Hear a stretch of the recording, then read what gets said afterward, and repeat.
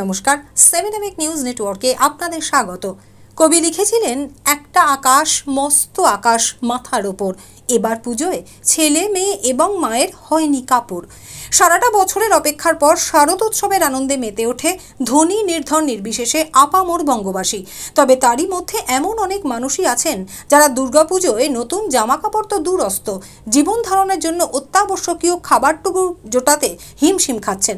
আর সেই দুস্থ, আর্থিকভাবে পিছিয়ে পড়া মানুষজনের হাতে নতুন বস্ত্র তুলে দেওয়ার জন্য এগিয়ে এলেন এমন একদল মানুষ, যাদের মধ্যে কেউ রিক্সা চালিয়ে, কেউ বা অন্যের দোকানে কাজ করে কঠোর পরিশ্রম করে নিজেদের সংসারের জন্য অন্ন সংস্থান করেন।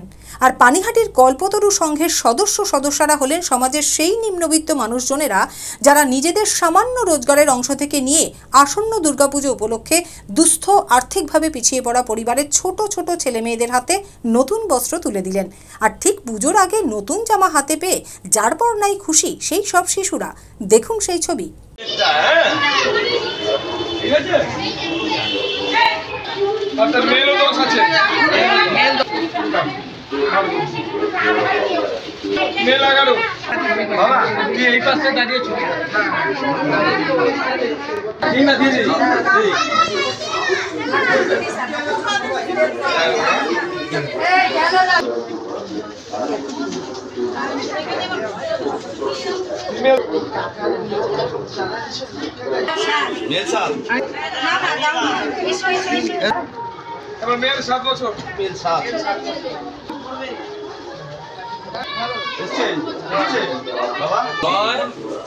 শ্যামল পালের রিপোর্ট, 7 নিউজ নেটওয়ার্ক।